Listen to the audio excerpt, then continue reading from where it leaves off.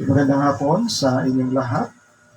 Kasabay na ng ating mga kapatid na siyang patuloy na umantabay at may kagalakan na tayo ay makapiling sa ganitong gawain na sa isang layunin at isipan na tupuktin ang kalooban ng ating Panginoon.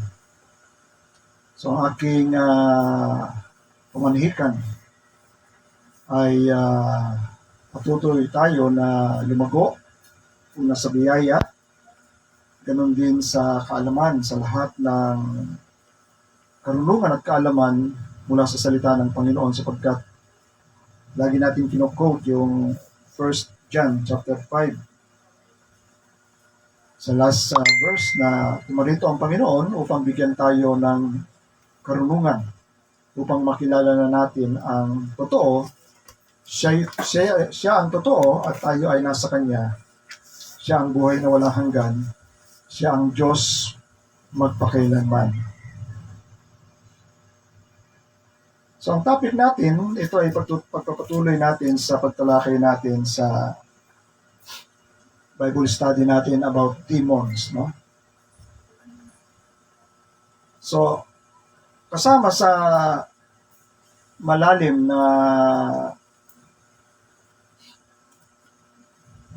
bagay na inihahayag ng Biblia ay ang patungkol sa mga demonyo, mga evil spirit or unclean spirit.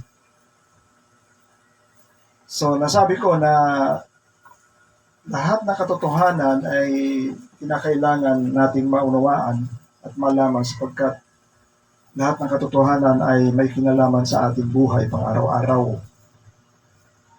So isa na ito, no? Demons. At maliwanag yan mula sa salita ng Panginoon, mula sa lumang tipan hanggang sa bagong tipan.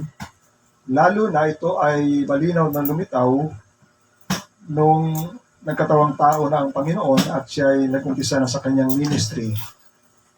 Ay kitang-kita na marami siyang pinagaling na iba't ibang kasakitan at nag-cast out o nagpalayas ng mga masasamang espiritu na sinasabi sa Biblia na mga evil spirit or unclean spirit or demon, no?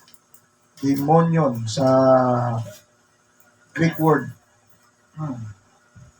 Bagamat ang Biblia ay medyo silensyo sa pinanggalingan, pero may mga maliliit na versikulo na sinasaliksik at hinahalongkat ng mga Bible scholars na doon nila pinaghuhugutan ng kaalaman patungkol sa pinanggalingan ng mga demon spirit, no?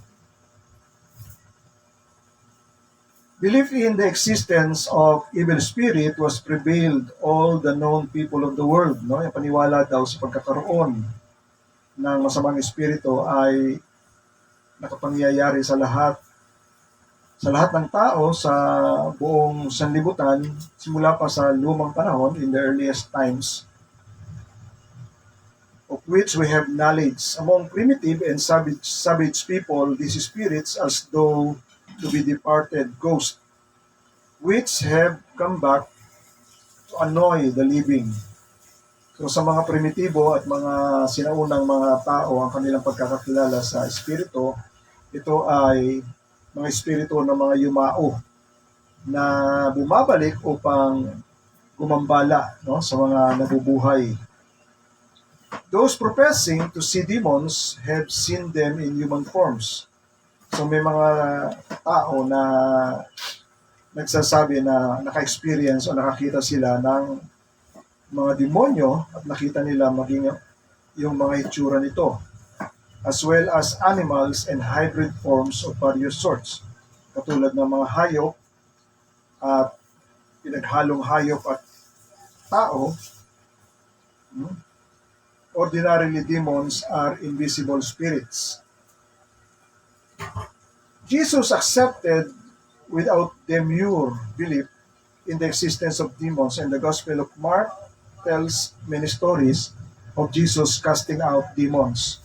Some question whether demons and spirit exist today. So marami nagtatanong, meron pa bang mga demonyo sa modernong panahon natin ngayon? Dahil sinasabi nila na yung mga weird na mga pagkilos at pananalita at mga behavior ng mga tao, hindi yan sinasapian, kundi iyan ay mga siraulo, no? Na pwede naman sigurong maggamot ng mga psychologists, psychiatrists, at mga tao nag-aaral tungkol sa brain ng tao o human behavior. No? Kaya dinidinay na nila na meron pa ba mga existence na yan ng mga evil spirit. Since tayo ay niwala sa katotohanan ng banal na kasulatan, lalo na ng ating Panginoong Kristo na siya ang katotohanan at siya nagsasabi ng katotohanan, maraming example sa Bible na kapag pinag-aralan natin, hindi ito ordinaryong sakit lang sa ulo. Isa na riyan ay bakit kinaka-cast out ng Panginoon. No? So hindi pwedeng mag-cast out ang Panginoon ng siraulo. Kundi ang kinaka-cast out ng Panginoon ay espiritu na pinalalayas niya sa tao at makikita kagad dahil banal at makapangyarihan ng Panginoon, yung mga taong inaalihan ng masamang espiritu kaya nagkakaganon yung kanilang behavior, kanilang pag-uugali, even hindi na sila nakapagpapanamit ng maayos ayon sa Biblia. Yung sinapian doon sa Mark chapter 5 ay lumalakad at naninirahan sa sementeryo na nakahubad. No? At napakalakas na walang kayang tao na pumigil. So hindi ito siraulo dahil kung ordinaryong siraulo ay madali siyang isubdue o madali siyang ikupo ng kapwa niya. Pero may kakaiba siyang palakasan. Even sa Mark chapter 5, kung babasahin natin, kapag siya ay nilalagyan ng mga tanikala, ay kaya niyang basagin. No? Yung mga tanikala ng mga bakal sa sobrang lakas niya at wala daw tao na kayang ikupo yung taong inaalihan. So, saan ba nanggaling or ang Bible, ay ang demonyo na sinasabi ng Biblia? The Bible is rather hazy in answering this question and several answers are presented for our consideration. So, yung mga nag-aral ng Bible, meron silang tatlong major na pinaghihinalaan kung saan ang galing, bagamat hindi maliwanag na ipinaliwanag o explain ng Biblia. Isa na riyan ay si Satan nung siya ay nagrebelde, may mga kasama siya, mga anghel. When Satan sinned against God in Isaiah chapter 14 verse 12 to 20 and also in Ezekiel chapter 28 verse 11 to 19. Some says that he did not sin alone, no? But rather was the leader of the group of angels. E mababasa rin natin yan sa Revelation chapter sa pahayag na may kinuwento roon, sinulat ni Apostol John, na yung dragon ay sinikwat niya yung 1/3 of the stars, no? So, talking about stars, yan ay paghahalin tulad ng Biblia sa mga anghel.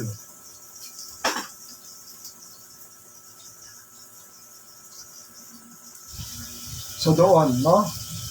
Na nung sila ay ibinagsak, sabi sa Bible, when Satan fell, he and his angels were cast out, kinasa out sa langit, and these fallen angels become demons.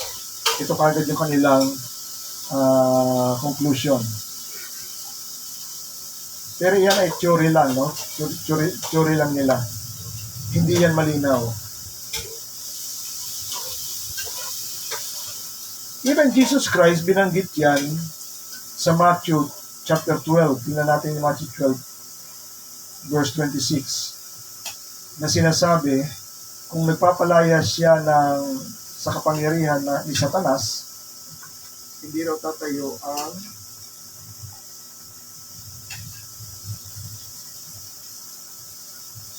yan.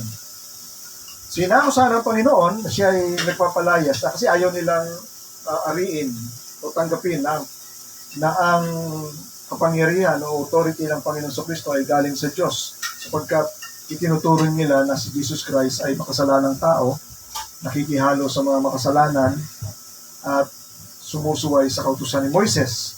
Kaya imposible sa kanila na iyon ay galing sa Diyos. Kaya sinasabi nila na ang kapangyarihan niya ay nanggagaling kay Beelzebub, no?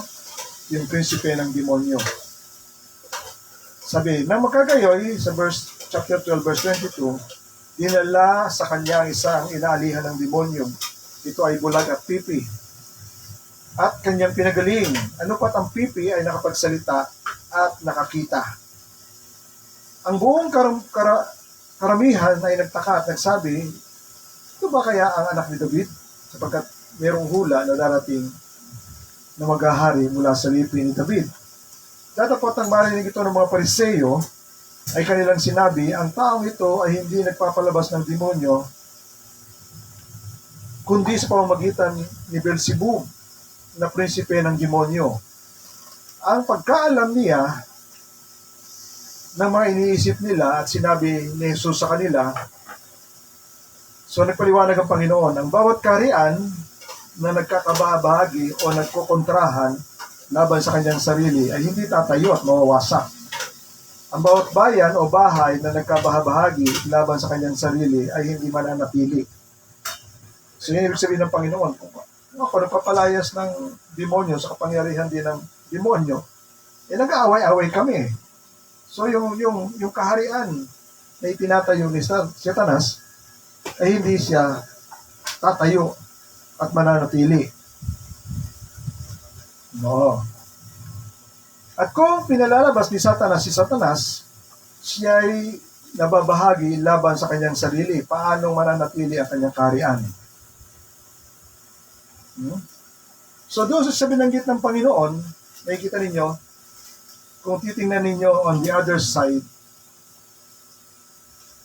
ay merong maayos at konkretong organisasyon ang kaharian ng Diablo. Kaya nai-implement nila lahat ng kagustuhan nila na laban sa Diyos sa pamumuno ni Satanas. Sabi ng Panginoon, at kung sa pamamagitan ni Beelzebub ay nagpapalabas ako ng demonyo. So nagbigay na naman siya ng following example. Kung pinalalabas ko ang demonyo sa pamamagitan ng kapangyarihan ni Beelzebub, sa tingin ninyo, kaninong kapangyarihan pinalalabas siya ng inyong mga anak ng mga Pariseyo? Alam niyo yung exorcism, sa panahon pa ng mga Hudyo, ini-exercise na ng mga Pariseyo.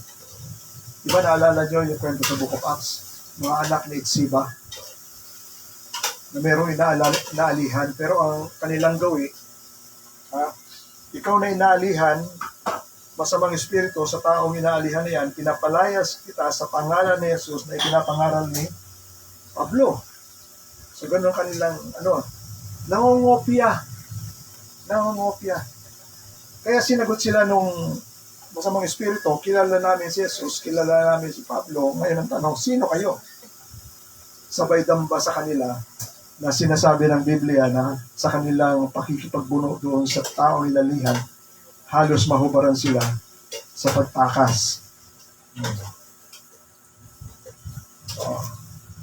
So, alam na, nung sinabi ng Panginoon, kung sa kapangyarihan ng demonyo ako nagpapalayas, kanino kapangyarihan ang ginagamit ng mga anak ninyo? Sa Diyos ba? Ngayon, hindi nila masasagot yun. Bakit? Kasi walang resulta. Kita sa resulta, hindi nila mapalayas. Kaya Panginoon, nung napalayas, gumaling yung pipi nakapagsalita at yung bulag nakakita. So yun ang ipinapakita ng Panginoon para maunawaan nila na hindi siya peke. Hindi siya nangungopya. Hindi siya nanggagaya. Ngunit sabi ng Panginoon, ngunit kung sa pamamagitan ng Espiritu ng Diyos, nagpapalabas ako ng demonyo, totoo na dumating na sa inyo ang kaharian ng Diyos. Yun ang hindi nila naintindihan. No? Ang taong nakaranas ng kapangyarihan at pag-ibig ng Panginoon, kasabay na ron ay dumating sa kanyang buhay ang kaharian ng Diyos. Naintindihan niyo ba yung salitang yan? Kaya pag tinanong, nasaan ang kaharian ng Diyos?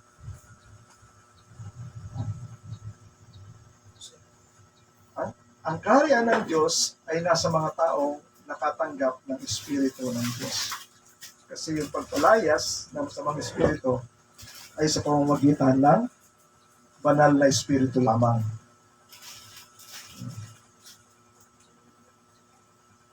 Ngayon, ang sabi ng Panginoon dito, o paano ba makakapasok ang sino man sa bahay na malakas? Sa bahay ng malakas. So, nagbigay ang Panginoon ng komparasyon, no? Ng metaphor. At samsamin ang kanyang pag-aari. Maliban na, kapusin muna ang malakas na may-ari ng bahay at kung magkagayoy, masasamsam niya ang spoil sa loob ng bahay. Makukuha niya lahat ng gamit at mga mahalagang bagay. Kapag naitali niya yung may-ari ng bahay na malakas, strong man. No? So, sino yung sinasabing strong man na magtatali ng another strong man na may-ari ng bahay? Yung may-ari ng bahay na strong man na itatali ng panibagong mas malakas na ito yung tao na may kakayahang i-cast out yung nanirahan doon sa bahay. So doon pala sa sinasabi ng Panginoon na binitiwan niya, no? Sa bahay ng malakas, diyan mo makikita na talagang powerful yung mga spirit na nananahan doon sa mga inaalihan. Na hindi talaga kaya ng tao, walang kakayahan yung mga tao, ordinaryong tao, na palayasin. Nakarinig pa nga ako ng ng parang istorya na meron daw inaalihan yung isang tao, tapos nag-a-attempt lang siya na palayasin. Pinapakiusapan niya. Ang sagot nung inaalihan sabi niya, bakit ako papalayasin? Una ako nakatira dito. Matagal na daw siya nakatira doon. Mas una pa daw siya nakatira. Hindi raw nakasagot yung nagpapalayas kasi natalo siya sa diskusyon Ibig sabihin, malakas yan. Di sa dunong, hindi niya kayang talunin.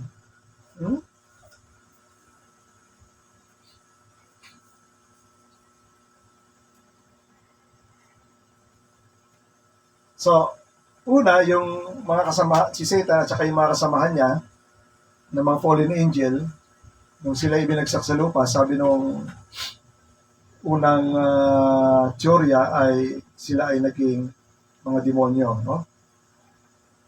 Next one ay yung sa Genesis na pag-aralan natin last time, no? Na sinasabi roon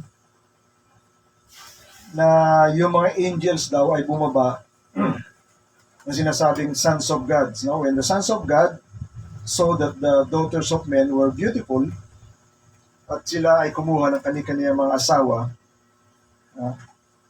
at hindi na masyado in-explain, pero kasunod ng mga sentences ay meron ng giants. Ibig sabihin, nanganak na sila ng giants mula doon sa pag-aasawa ng sons of God, na yung sons of God na yon ay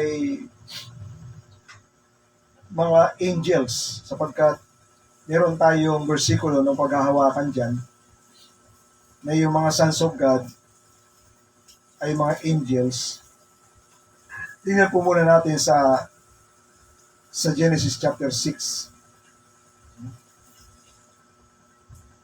Yan, sabi sa Genesis chapter 6 verse 2, nang makita ng mga anak ng Diyos na magaganda ang mga anak na babae ng mga tao, ay sila'y nagsipagkuha ng kani-kanyang mga asawa sa lahat ng ng kanilang pinili. So hindi pinakita rito kung ilan yung anak ng Diyos na nagsipangasawa ng mga anak na babae ng tao.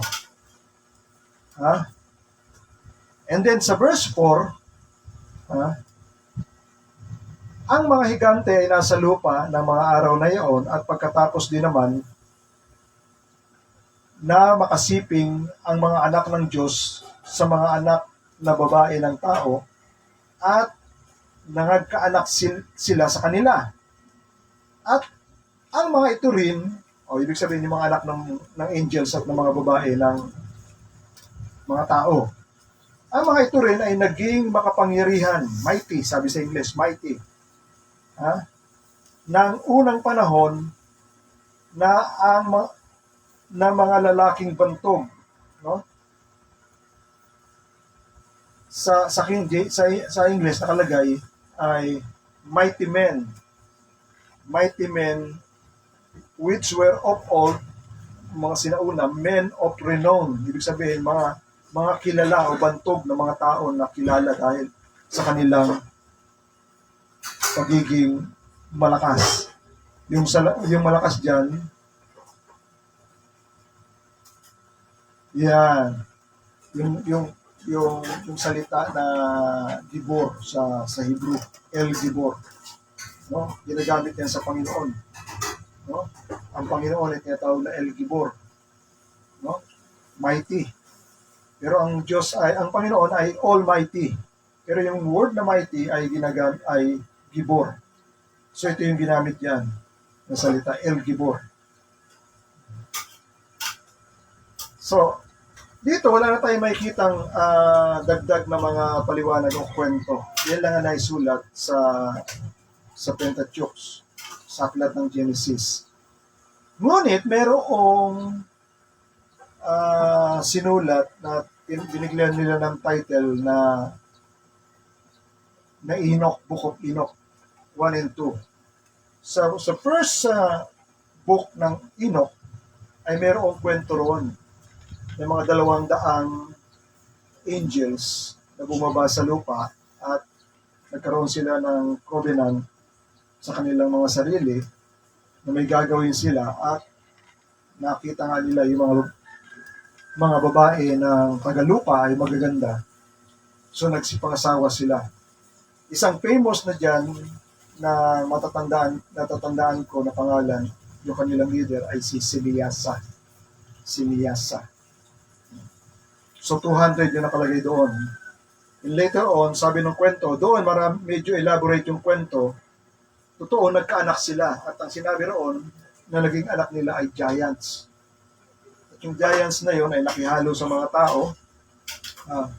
Yung una ay maayos sila, pero nung hindi na sila mapakain nung mga tao, ay yung mga tao na mismo ang kinakain nila. At naging wild sila. Even sa mga hayop, parang sinisipingan nila yung mga hayop, no? So before flood yan, yung nangyari yan sa Genesis 6 before flood. Kaya nga sabi ng Genesis 6, then God saw that the daughters of men were fair, and sa verse 3, and the Lord said, my spirit shall not always strive with men, for he is also flesh, and yet his day shall be 120 years. So maraming nagpapaliwanag yung 120 years, ito na raw yung length ng buhay ng mga tao. Pero 80 lang patay na yung tao. 70 patay na yung tao. So hindi yan. Kundi yan ay 120 na diniklara ng Diyos simula nung siya ay nagsalita niyan. 120 years bago niya pabahain yung buhay ng mga tao sa lumang panahon. Kasabay na dyan yung kanilang timetable, yung paggawa ng arko ni Noah. Oo. Dito ngayon, nakita rito sa Bible, na pinapaliwanag na maraming nag-aaral ng Biblia, nasumpungan ng Panginoon na ang tanging malinis at mabuting lahi lang ay si Noah. Nakalagay yan sa Bible. And these are the generations of Noah. Noah was a just man, isang matuwid na tao, and perfect in his generation.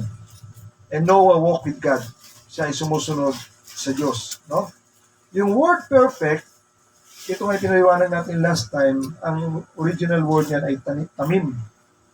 Na probably dyan natin siguro nakuha yung salitang tama. Tamim. Tama. No? Sinabi tama. Kasi sa Saudi, sa Middle East, tamim. Ginagamit namin yun. Tamim. Tamam. At tamam pala. Tamam. Tamam. Ang Arabic tsaka ang Hebrew, sisters language yan. Pero yung word na tamim, hindi lang meaning niya ay perfect, kundi pure, unadulterated. Ibig sabihin, yung lahi ni Noah, hindi pa nahaluan ng ibang lahi, genetically. Kasi isang purpose ni Satan, sirain yung genetic lineage ng mga tao para hindi na lumabas si Jesus Christ. So matindi yun. No? Bagamat silent ang Bible doon, pero yun na nakikita ng mga nag-aaral ng Bible na strategy ni Satan para sirain yung purpose ng Diyos dito sa lupa na magdala siya ng salvation sa pamamagitan ng pagpapalabas ng kanyang anak, and yet kapag nasira na yung biological genes ng tao na nahaluan na ng masamang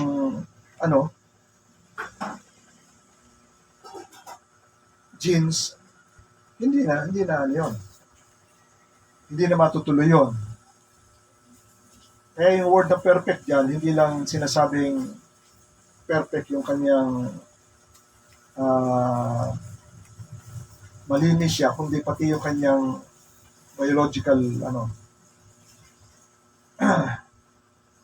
race. So, yun na nga. Nung nakita ng Panginoon, sabi ng Biblia, nang makita ng Diyos ang kabuktutan ng lahat ng tao sa ibabaw ng mundo at ang lahat ng imagination ng kanilang puso at isipan ay naka-incline lang sa lahat ng kasamaan, patuloy, evil continually, nalungkot ang Panginoon na ginawa niya ang tao, kaya nag-grieve yung kanyang puso. At sinabi niya, I will destroy man whom I have created from the face of the earth, both man and beast and the creeping things and fowls of the air. For it repenteth me that I have made them. But Noah found grace in the eyes of the Lord. So isa na raw sa matinding dahilan, hindi lang yung kasamaan ng mga tao, kundi yung pagbaboy ng fallen angel sa genetic lines ng tao. Kaya winas out ng Diyos yung lahat ng iyon. So yung anak ng angel at anak ng tao, sinasabi nila, yun ang hybrid. Hybrid. Hindi siya tao, kundi meron din siyang divinely, traits. Ang tao, pag namatay, dinisign ng Diyos, dalhin siya sa grave or sa Sheol or sa Hades. Pero ito, hindi siya tao. Yan ang sinasabi nila. Kaya inaalaw siya ng Diyos na yung kanilang spirito ay maglimayon dito sa ibabaw ng mundo. At mamaya pa, babanggitin natin ilan sa mga katangian nila na probably sila nga yun. No? And number 3, na theory, hindi ko nababanggitin ito, medyo malalim ito. No? Na meron tinatawag sila na pre-Adamic race. Bago pa si Adan, may mga nauna pang nilikha ang Diyos. Kasi yung Genesis chapter 1, kung mababasa nyo, in the beginning God created heavens and earth. Yung verse 2, iba na yung sinasabi, and the earth was formless and void. Basahin natin. Doon daw sumingit yun. No? Magamat maikli lang yung sinasabi ng Biblia, chapter 1. In the beginning, God created the heavens and the earth. Pagka nag-create ang Diyos, kompleto yun, diretso yun. Pero ang verse 2, the earth was with what is, and the earth was without form and void, and darkness was upon the face of the earth, upon the face of the deep, and the Spirit of God moved upon the face of the waters. So bakit nagkaroon kagad yung earth ay walang formless and void? So may nangyari. Yung sinasabi nila between Genesis 1 and Genesis 1 verse 1 hanggang Genesis 1 verse 2. So meron daw dito. Meron pa mga dagdagang version sa Bible na sinusupport nila pero hindi natin alam kayo. So sila daw yung mga pinatawag na pre-Adamic race. Pero ako hindi ko tinatanggap ito, no? Kasi sa paliwanag ni Apostol Pablo sa Book of Acts, na talagang sinabi niya na nag-form ang Diyos, na dumami ang mga tao sa balat ng lupa mula sa isang tao.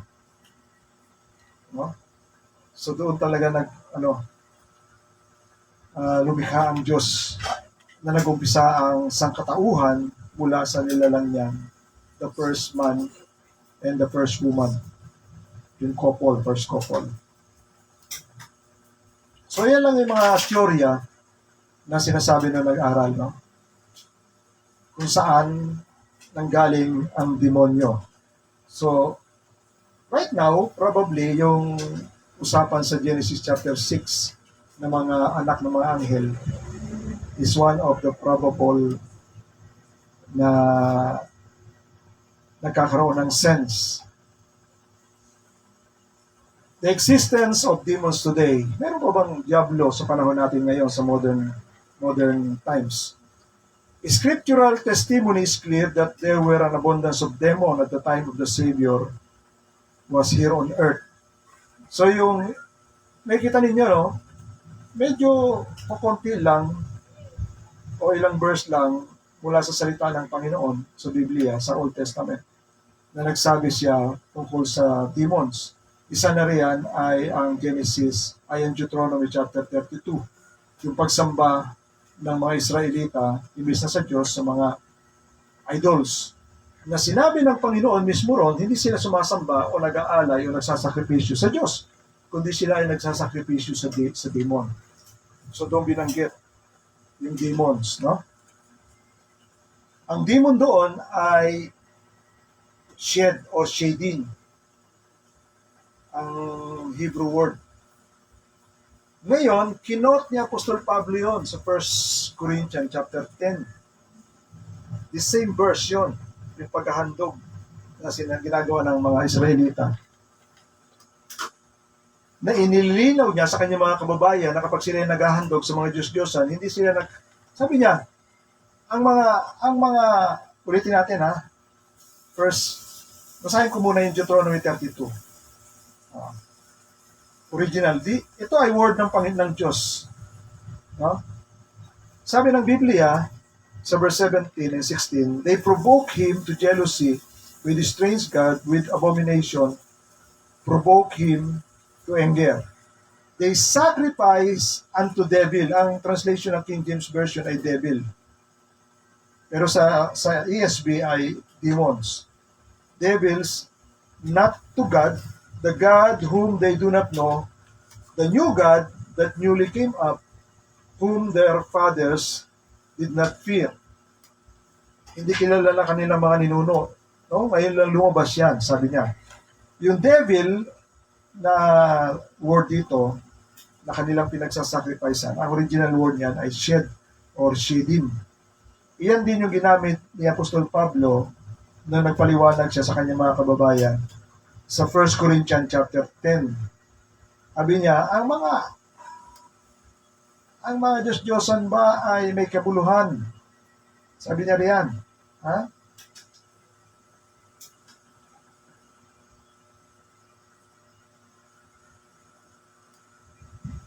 Ang mga hinahain ba sa mga idols ay may kabuluhan?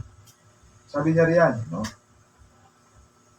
Pero yung ginagawa nila, hindi nila naintindihan, iyon ay pakikisa. Katulad ng pakikisa natin kapag tayo nagkakaroon ng communion, yung cup na yan, yung inumin, at yung pagkain na yan ay pakikiisa natin sa katawan ni Jesucristo. So yun yung spirit, yung sistema sa spiritual. So ganun din niya sa mga masamang espiritu. Kapag gumagawa kayo ng ganong klaseng pag-sacrifice, pagkain, pag-inom, iyon ay pakikisa, communion yun. Yung communion natin, sa banal na hapunan, communion natin yun, pakikisa natin kay Jesucristo. Sila rin ay may pagkain at may pag-inom, communion nila yon sa ibang espiritu.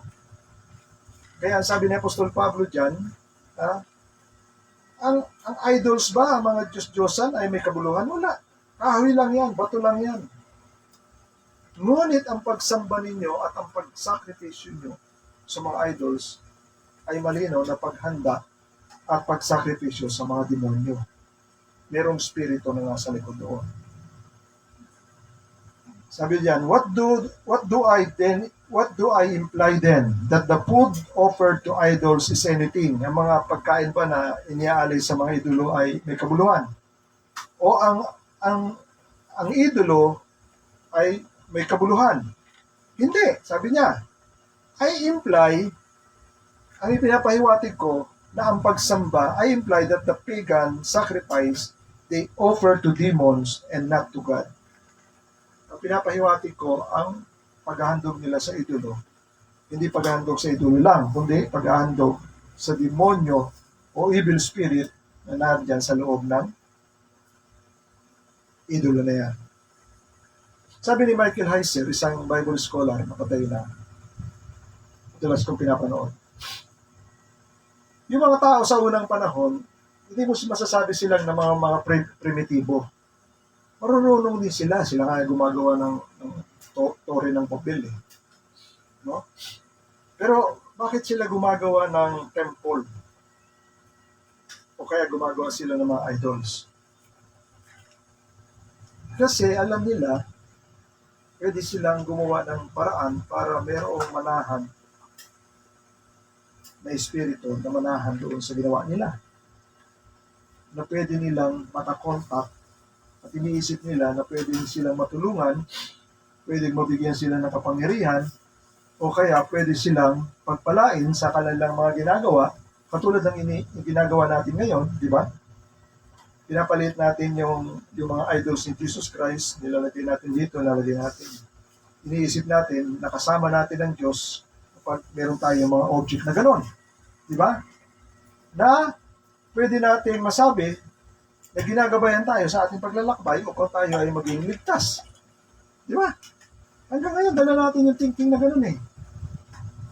Sa lumang panahon, gano'n yun. Since hindi nila alam na may tunay na Diyos, pero nagsusumon sila generally sa kanilang kultura, ang iniisip nila laging gabay ay yung mga departed spirit na kanilang mga ninuno. Pag namatay na kayo nasa espiritu na, gabayan nyo kami. So yun ang tinatawag nila na para maging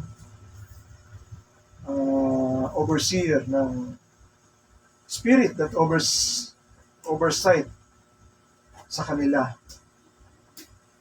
Na iyon ang pinaniniwalaan nila na pwedeng manahan doon sa mga rebulto. Pero later, mapapakita ko sa inyo, sinasabi talaga ng Bible, na nagsasalita ang mga rebulto. Pero verse sa Bible yun.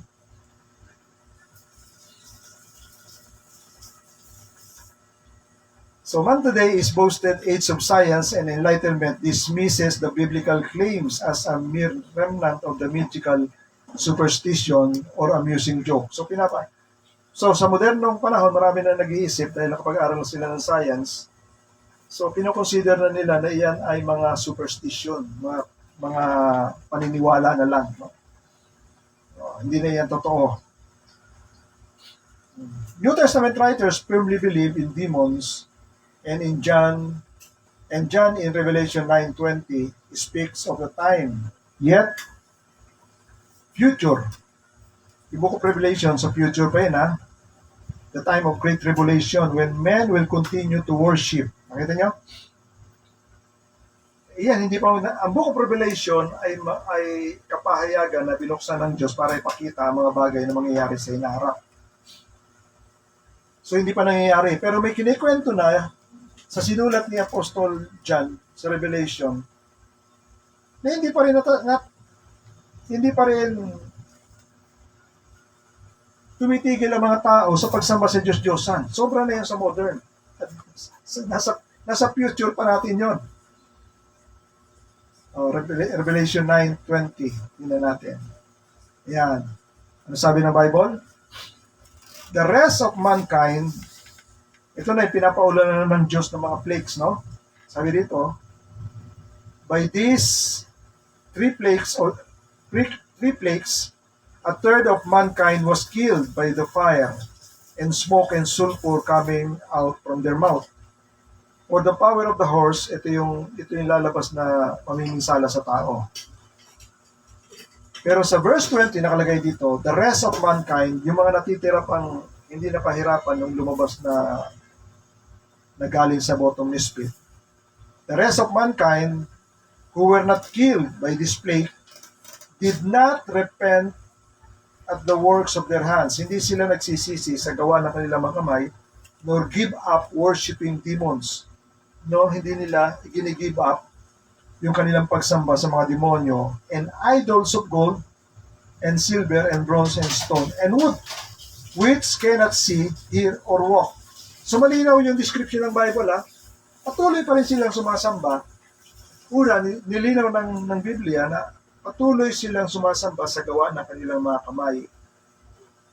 Ano yung gawa ng kanilang mga kamay? Mga idols.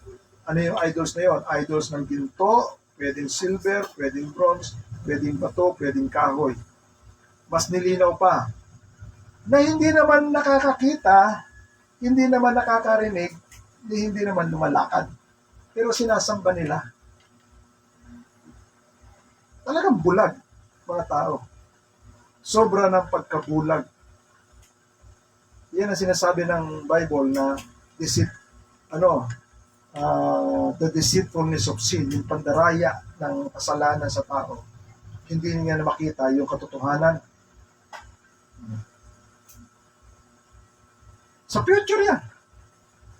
Patuloy pa rin sila gumagawa at sumasamba. Hindi sila nagsisisi kahit na sila ay inuulan na ng pagpapahirap at pagpapunishment ng Diyos sa panahon ng tribulation. Okay?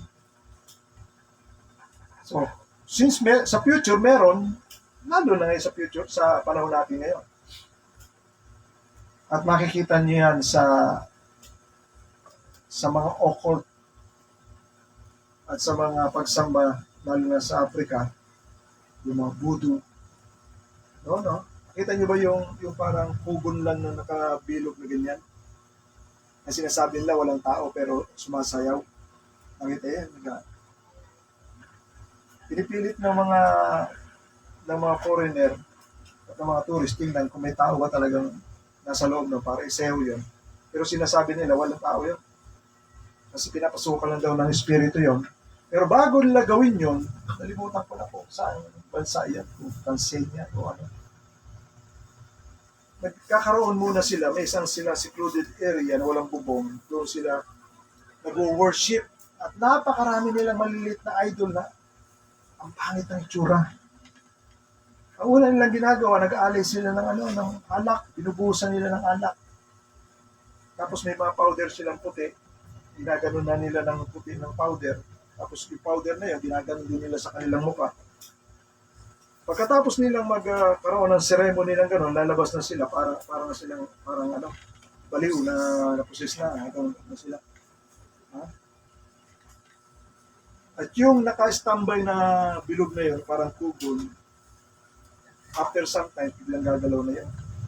Sasayaw-sayaw ng gano'n. Sinisilip ng camera ng mga turista, kung may paa, wala sila makita pa. So, naging tourist attraction yun. Pero sabi ng Panginoon, huwag kayo sasama roon kasi madidefile kayo doon. Lahat ng spirito na umiikot doon ay mga unclean and evil spirit. As a modern witness, sabi rito, hindi natin ano ito. So ito na.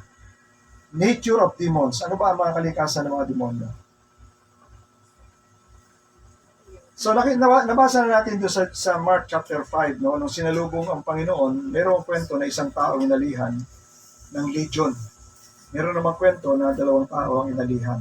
Pero doon sa Mark chapter 5, isang tao lang yon na inalihan. So doon nakakita tayo ng mga characteristics ng demonyo doon sa tao. Isa sa characteristics ng demonyo doon sa tao ay sinisiklod talaga ng demonyo na yon o evil spirit yung tao na hindi makapamuhay ng normal. Wala nang damit. Sabi rito naninirahan na sa libingan. He lived among tombs. Pangalawa, napakalakas. Wala sa kanyang makagupo. No one could bind him anymore. Hindi siya matalian ng tanikala. Not even with a chain. For he had often, kadalasan daw, kapag siya tinatalian, been bound with shackles and chain, but he wrenched and the chains apart. Pinabali niya lang yon. Pinipigtas niya lang yung mga chain na yon. And he broke the shackles in pieces. Makita mo yan? No one had the strength to subdue him. Walang katumbas na ordinaryong tao na kaya siyang ikupo. So ano pa? Night and day among the tombs, araw at gabi, naroon sa libingan, and on the mountain, gagala-gala lang siya. Dito sa atin, meron kayo makikita na nakalagay sa balita, umakyat sa poste. Walang takot. Di ba? Walang takot. Umakyat talaga sa poste, tataas yung poste. Ang kadelikaduhan, nung na-reach out niya, yung talagang linya na walang balot, sumiklab siya. Ang lakas ng puwersa nun ng voltahe nun Laglag, parang binaril na ibon. Patay.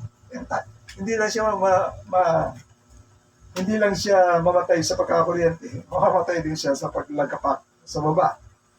So hindi ordinary yun. Wala siya sa normal na kaisipan. Pero sa Bible, meron kayong history na pwede nyo pag-match sa mga ganong klaseng eksena na merong espiritu nakikialam sa kanya. Ano yan? Yung tao pupunta sa mataas na lugar. Nung tinukso ng Panginoon si Jesus Christ, dinala niya si Jesus Christ sa tore ng templo at sinabi, magpatihulog ka. Kita niya? Ang demonyo nagsusulsol. Dinadala sa tuktok ng lugar at sasabihin, diba ang ganda ng paligid? So gawa ng diablo yun.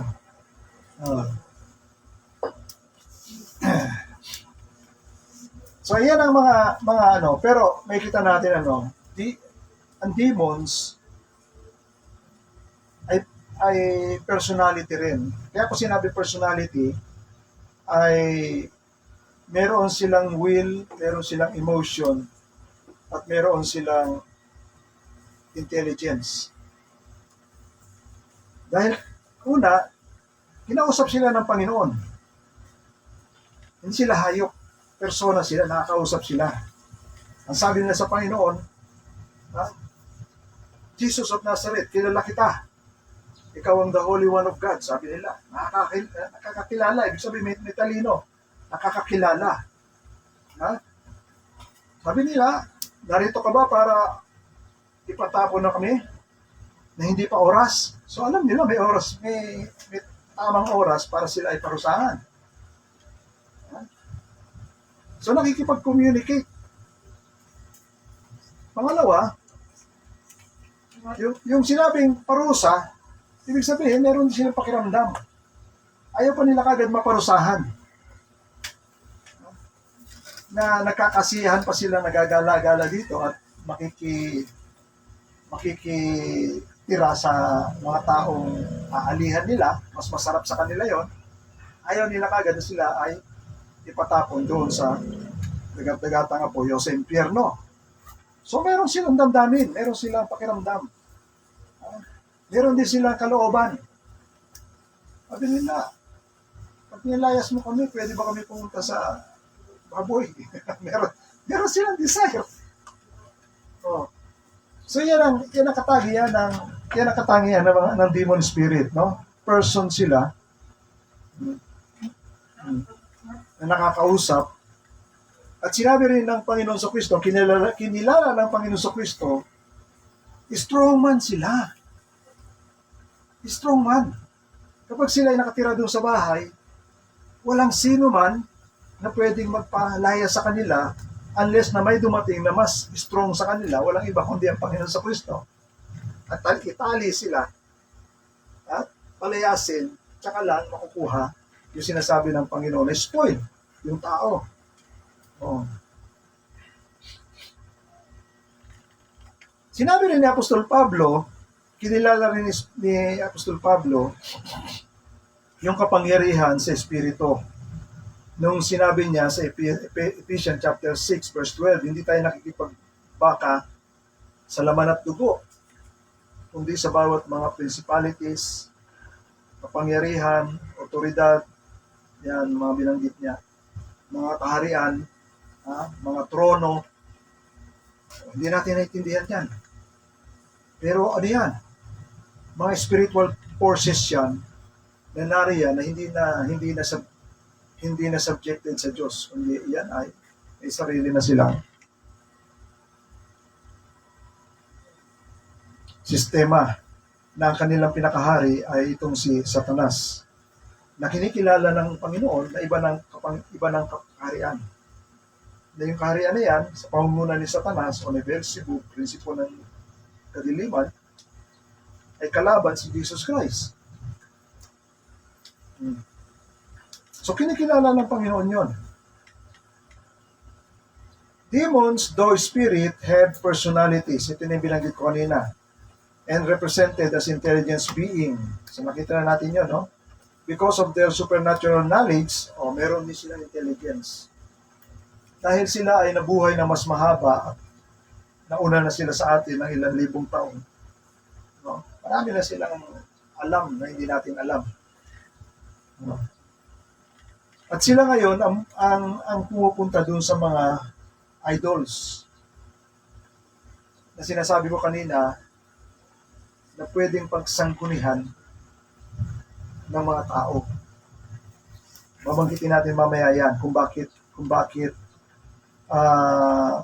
pinoprohibit o ipinagbabawal ng Diyos na tayo ay sumama sa ganyang klaseng activities. Ano yun? Mga manghuhula, mga magikero, mga necromancer, mga tumatawag ng mga espiritu ng patay. No, huwag kayo makikipagsangguni ron. Kasi malinaw sa Bible na sinasabi ng Panginoon na kayo ay madidefile o marurumihan. Dahil ang description ng Bible tungkol dun sa mga espiritu na yan ay mga espiritu na patay. Ang Diyos, espiritu niya ay buhay, malinis, banal, holy. Iyan ay patay, madumi. Kaya ang tawag sa Bible minsan dyan, mga foul spirit, foul. Sa Book of Revelations, ang term niyan ay katartos. Yung katarsia o katartos ay clean. Pag nilagyan ng not clean. Kaya katartos. Unclean. Whether siya ay foul spirit or unclean spirit or evil spirit, iisa lang yon. Yung unclean kasi sa spiritual, hindi na siya unclean. Evil. Unclean and evil, isa ang description sa Bible. Madumi at masama. Magkasama yun.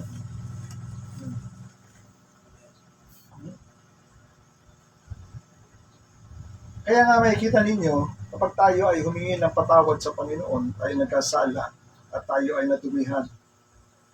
Kaya may salita sa Bible, tayo ay patatawarin at lilinisin. Hindi natin naiintindihan. Lilinisin. Malinis naman ako, nakakaliligo ko lang Pero hindi natin naiintindihan na tayo ay na-defile na dahil andyan lang yung ating idols. Lagi nating pinapahiran. No? Kagagaling ko lang sa grotto o kagagaling ko lang sa Quiapo, nakipaghatakan ako ng tali doon. Ha? Wala tayong kaalam-alam dyan. Maliban na sinasabi ng Bible na lahat ng yan ay marumi at masama. Because of their supernatural knowledge, men have attempted to get advanced information from them about coming events. So, dahil matagal na sila, kaya napagkakonsultahan sila ng mga taong kumukonsulta sa kanila at napagkukunan kunyari sila ng karunungan at kaalaman mula sa mga espiritu na yan. Katulad ng mga fortune telling, yung mga manghula. No? May mga card, may mga tarot card, mga ganyan-ganyan. At sasabihin sa iyo, no, malas ang araw mong ito, malas ang suot mong kulay pula, malas ang kung ano pong sinasabi nila, di ba?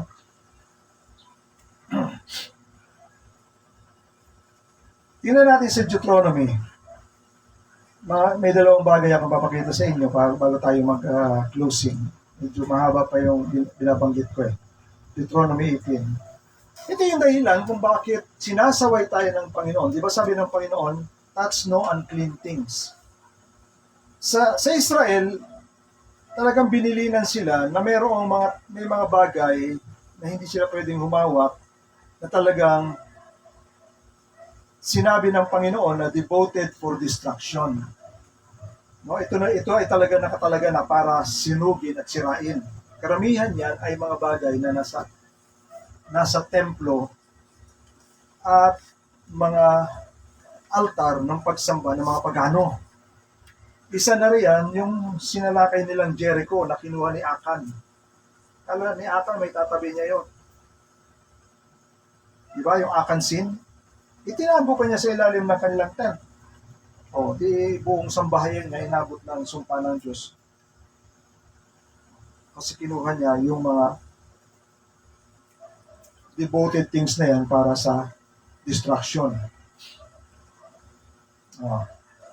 Ito ang kabilin-bilinan ng Panginoon sa Deuteronomy 18 sa bayan ng Israel sa lupang aangkinin nila na iyan ay mga lupain ng mga pagano na mayroon marami silang matatagpuan dyan na mga activities sa pagsamba sa mga Diyos-Diyosan na kasuklam-suklam sa harapan ng Diyos.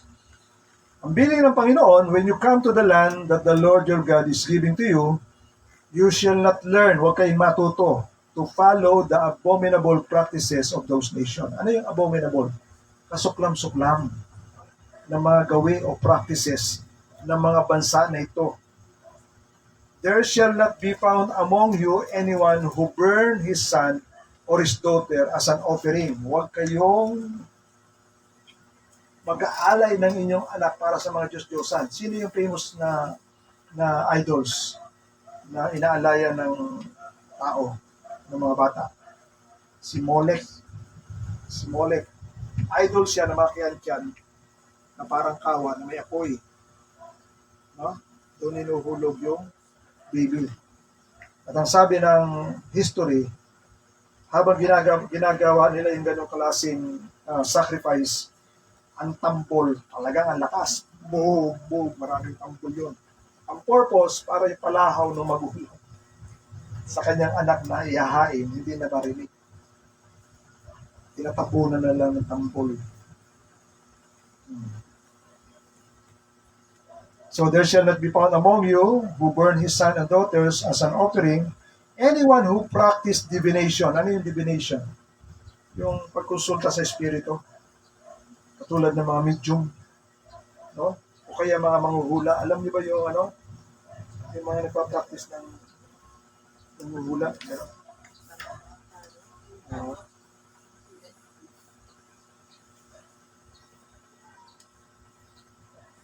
Kasama yan sa mga tinatawag nilang practice of divination.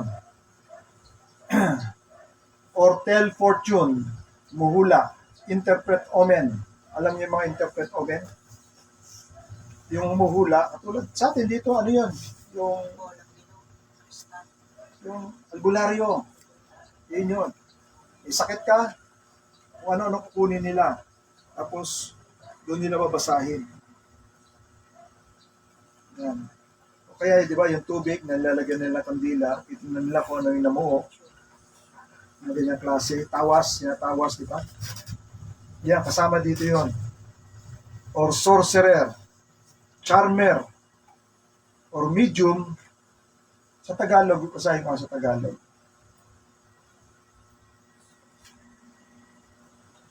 Manghuhula, nagmamasid ng pamahiin, enkantador, manggagaway, enkantador na mga ahas, o nakikipagsanggunihan sa mga masasamang espiritu, mga mahiko, mga sumasangguni sa mga patay. Yan, necromancer yon. Ha? Sapagkat ang sino mang gumagawa ng mga bagay na ito ay karumaldumal sa Panginoon. At dahil sa mga karumaldumal na ito ay pinalalaya sila ng Panginoon mong Diyos sa harap ninyo. Ito isa sa malaking dahilan kung bakit doon sa Kanaan na ibibigay ng Diyos sa bayan ng Israel, talagang pinalalaya sila because of these abominable practices na ginagawa nila. Bakit abominable? Kasi ang thinking, sila ay sumasamba sa Diyos. Yan ang thinking. Na inire-refer nila sa tunay na Diyos. Pero yung konsepto ng kanilang Diyos, karumaldumal na, kahoy, bato. No? So, at sumasamba sila sa baluktot at mali at masamang paraan. Nagsusunog ng anak. Oh. Kalapastanganan sa... Kaya nga sinabi ng Bible, karumaldumal sa mata ng Diyos yun. Kahit hindi ako sinasamba nyo, pero yung way na yan, na nagpa-practice kayo, ay ginagawa talaga ninyo sa Diyos yan. O pang-insulto sa akin yan. O. Kaya, palalayasin sila.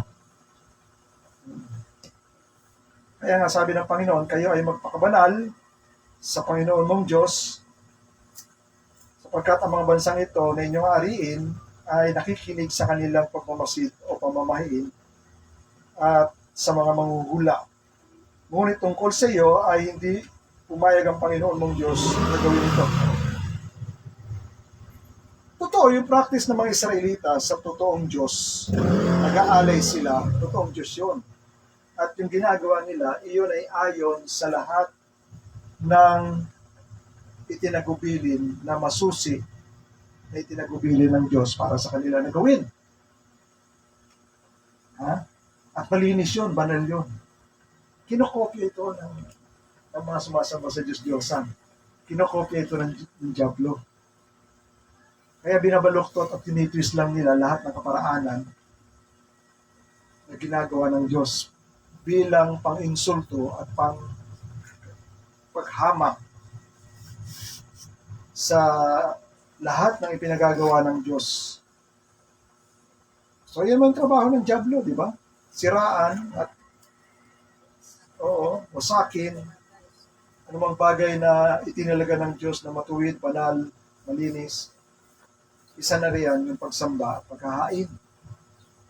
Na itinuturing ng Biblia na puro, banal, at matuwid. Pero sila hindi. Kung magsasacrifice ka ng hayop na walang kapintasan, magsasacrifice sila na kung ano-anong klaseng hayop. Nakarumaldumal.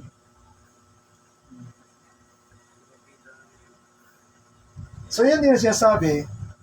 Kaya nga, bilin ni Apostol Pablo sa New Testament, sa 1 Corinthians chapter 6 po ata yun. Kasama na riyan, yung bilin ng Panginoon, huwag kayong hahawak. Touch no unclean things.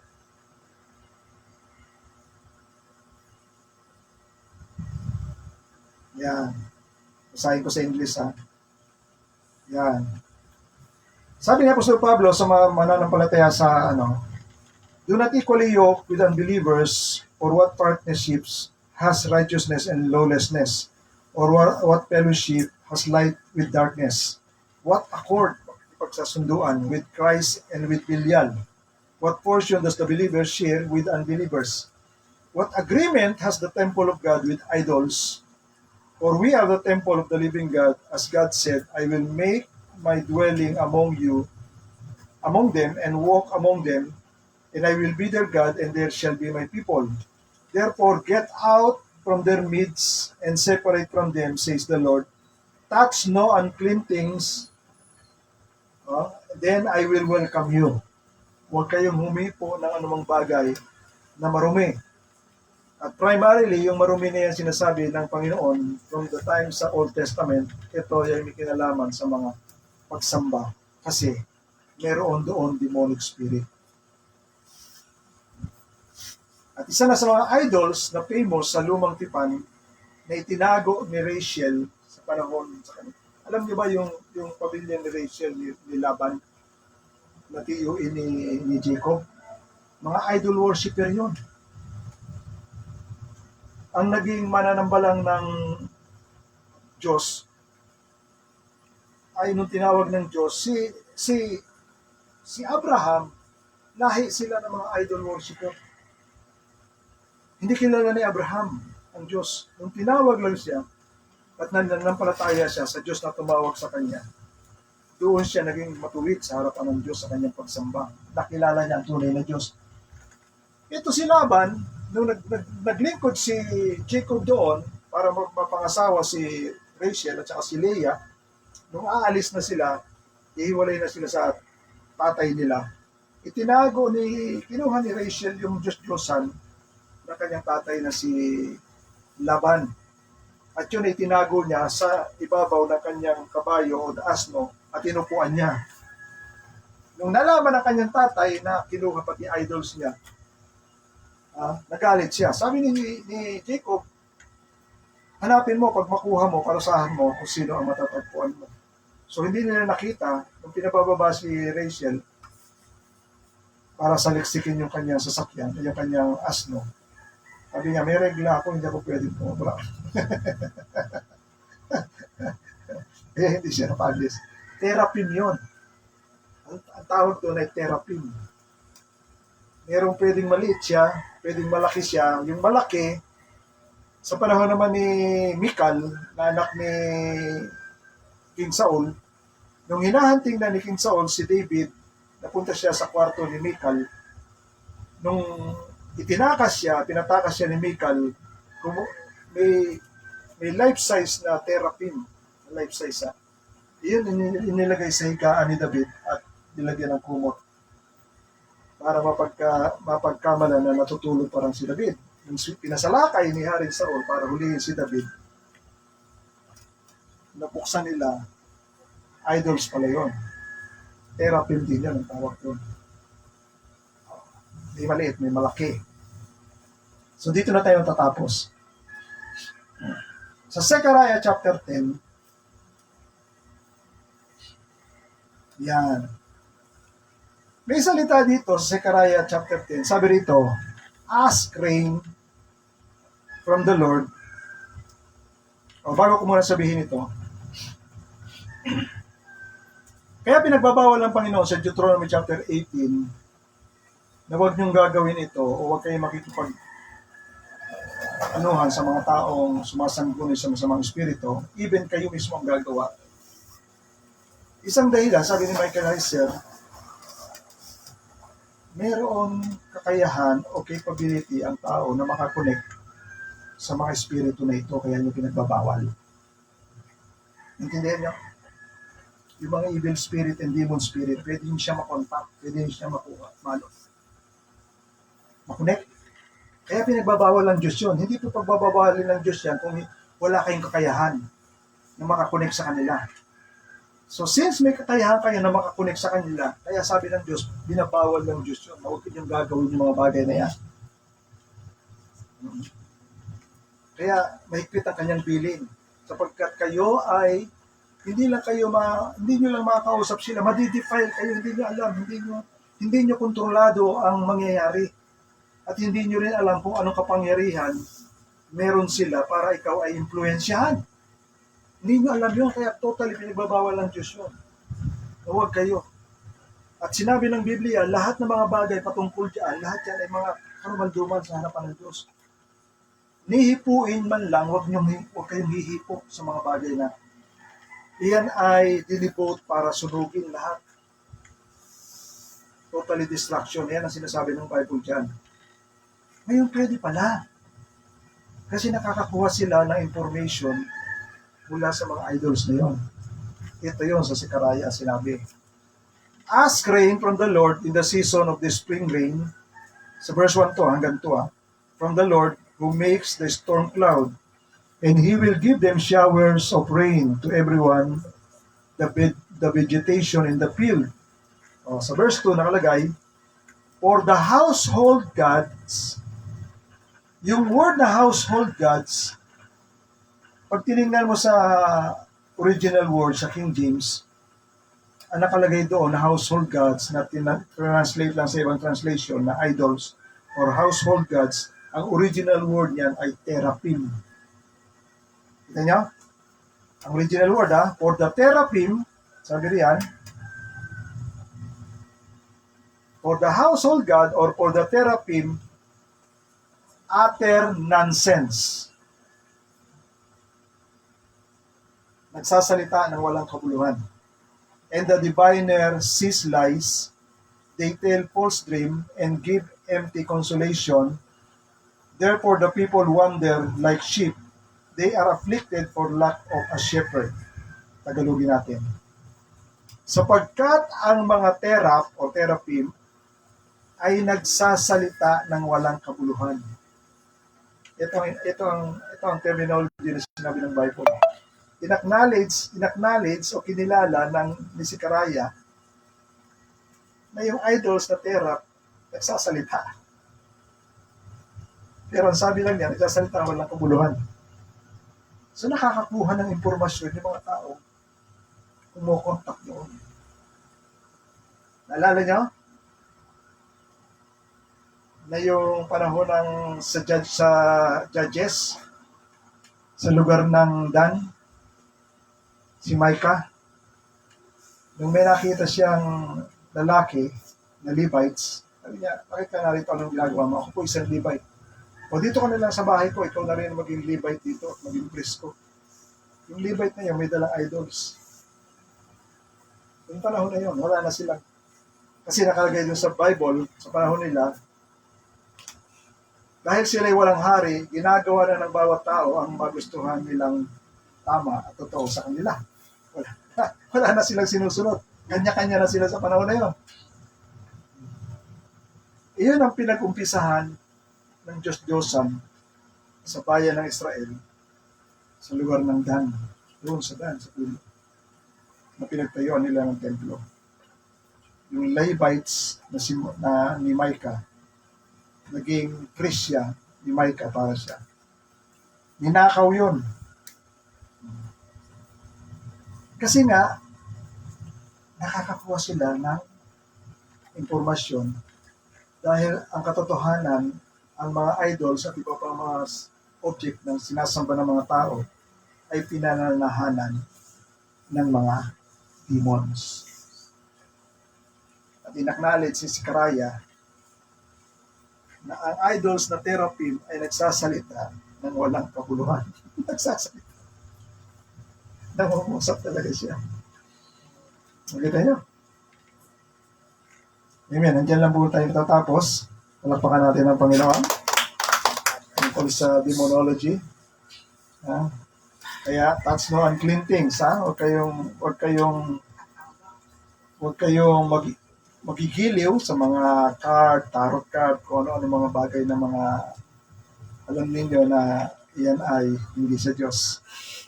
Maluwalhatian ka sa hapon na ito, Panginoon, sa isang napakagandang topic na alam namin na wala kaming kaalam-alam, maliban na ikaw, Panginoon, ang maghayag o magbunyag sa mga gawain ng mga espiritu na nasa likod, Panginoon. Pero higit naming kagalakan ay inalis mo na kami dyan, Panginoon, at ang kapangyarihan ng kadiliman ay hindi na kami sakop sapagkat kami ay sakop na ng kapangyarihan ng Espiritu dahil sa dugo ng Panginoon sa Kristo at sa pananampalataya sa Kanya. Kaya purihin ka, Ama, nawa ay itimo mo ang mga kaalaman nito sa aming puso, Panginoon, upang kami ay patuloy mo rin kaming gabayan, Panginoon, totally na kami makaiwas Sapagkat alam namin, Panginoon, sa modernong panahon, naririyan lang sila sa paligid na kung ano-ano ang mga bagay na pinauuso nila. Kasama na riyan, Panginoon, yung sa internet na minamanipulate nila yung mga bata para sila ay i-groom, Panginoon. Alam namin, may isang espiritu ang umiikot dyan para ipahamak ang mga kabataan. Purihin at takilain ka, Ama. Sa dakilang ngalan ni Jesus. Amen. Amen.